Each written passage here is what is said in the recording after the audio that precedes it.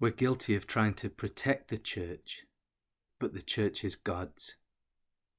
And we sometimes feel that God has left the church, that there is something dead to fuss over, to protect. But the church is for God and for His glory. It always was that way. And Jesus is standing in plain sight, and we'd be foolish not to recognize Him. We read, every eye will see Him in Revelation chapter 1.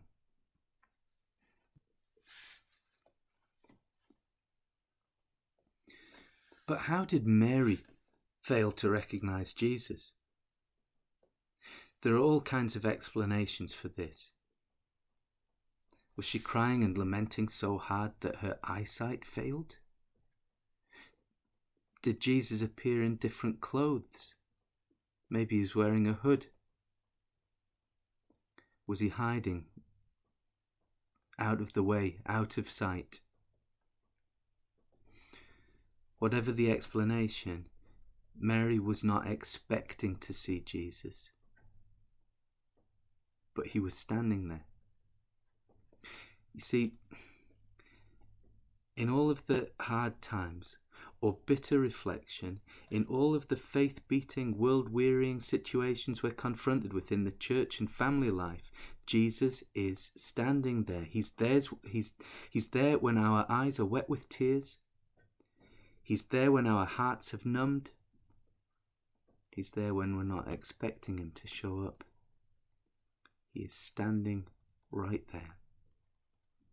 Oh, dear Christian, how foolish and small-minded we are when we accept that a situation is final. Jesus is standing there. He's the one who was there in the very beginning. Eternal Word of God He is. He was there in every promise of history. To Abraham, Isaac, Jacob and Moses. He was there in the law of God. He was there in the words of the prophets. He was standing there. But Mary was confused and sad. They've taken my Lord away. I don't know where they've put Him. Jesus was precious to her. We understand that He'd cast demons from her. He'd given her a new reason to live. And we think that all the Marys had occupied themselves by taking food to Jesus and the disciples. They lavished love on the person who spoke with authority, who healed the sick and raised the dead. He'd given them a reason to live, so His absence over the 3 short nights when He was in the grave was horrifying and life-changing. He'd given them a reason to live, and He was not there anymore. But at that moment, when Mary was at such a low ebb, He stood there. He stood there when her sadness and confusion was beyond belief. She was at rock bottom, and Jesus was standing there. She thought she needed a hug.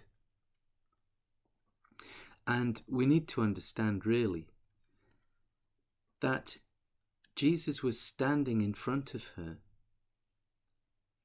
as a human being, but in a new resurrection body. This was the body that Jesus was to rise to heaven in. This was the eternal Word made flesh, and now on a mission to return to the Father. And instead of disappointing Mary by not being what she expected Him to be, He gave her more than she could have hoped for.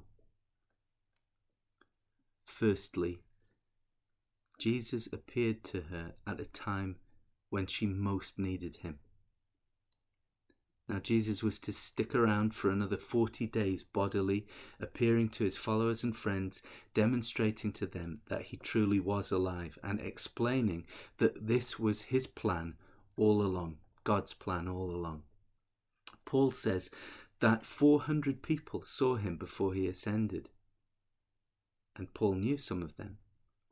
But Jesus was standing there in the garden outside the tomb for this time with Mary. How precious, how gracious, how wonderful that Jesus would stand there at this time, all for this one follower, this one friend. Now, dear Christian, you sometimes think that you have to accept a small part of Jesus with everyone else. You have to share him round. You've been in services and meetings where people say, "Oh, wasn't that wonderful? Didn't we feel the presence of Jesus?" But you've been cold, you've been unaware or jealous maybe, but there are times when Jesus stands there for you and just for you, at a time when you need him to be there, to see him and hear his voice. And he's there with you. And he calls you by name, just as he called Mary by name. So don't give up on seeing Jesus as he is. Often our disappointment and sadness can lead us to a godly desire, to know more of God, to see Jesus. And when we realize that he calls us by name, we can gain great comfort that he hasn't forgotten about us or left us behind. He stands there, and he stands there for us, for you and for me. All Christians are called to Christ by name. Our names are written in the Lamb's book of life. Our names are written on his heart. There's a tradition that the name Mary was a kind of membership name, a new name to show that somebody now belonged. In Isaiah chapter 62, the Lord promises that the city of Jerusalem will have a new name, a name that demonstrates God's love for his people, where they can be confident. Whether Mary Magdalene was originally Mary or Judith, something is certain. When Jesus called Mary by her name, it was an eternal sign of her belonging. Now this is a comfort to us. However small or old or young or great or good or inconsequential we feel, Jesus calls us to himself by name in times of trouble or doubt. Just at that time, Jesus stands there and he calls us by name.